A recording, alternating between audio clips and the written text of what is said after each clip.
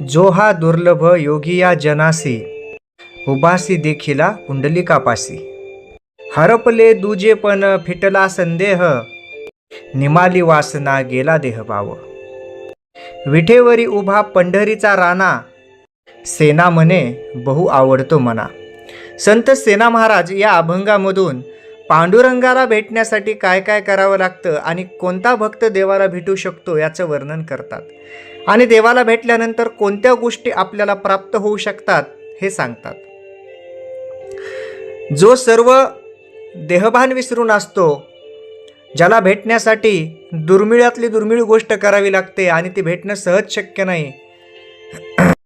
आणि प्रत्यक्ष योगी लोकसुद्धा ज्याची वाट पाहत असतात, असा हा ईश्वर पांडुरंग कुठे आहे तर त्या पुंडलिकाच्या दारापाशी उभा आहे. इथं देवच आसुसलेला आहे भक्ताचं दर्शन घेण्यासाठी. भक्ताला भेटायला देव आलेला आहे आणि त्याच पुंडलिकाच्या भक्त पुंडलिकाच्या दारामध्ये हा देव उभा आहे.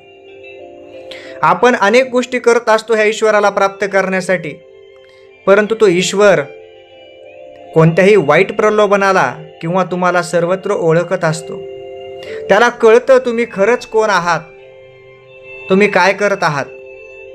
त्यामुळं अशी प्रार्थना करावी किंवा असं कार्य करावं की जेणेकरून आपल्याला देवाला भेटायला जावं लागणार नाही, तर देव आपल्याला भेटायला येईल. त्याच वेळेस ती भक्ती ही सिद्ध होईल. तर असा हा पांडुरंग पुंडलिकाच्या दारामध्ये उभा आहे.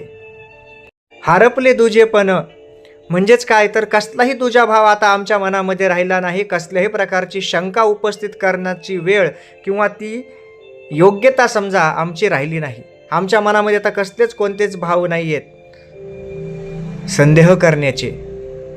आमची वासना देखील नष्ट झाली आहे, देहबुद्धी देखील नष्ट झालेली आहे. केवळ तो पांडुरंग पंढरीचा राणाच आम्हाला दिसतो.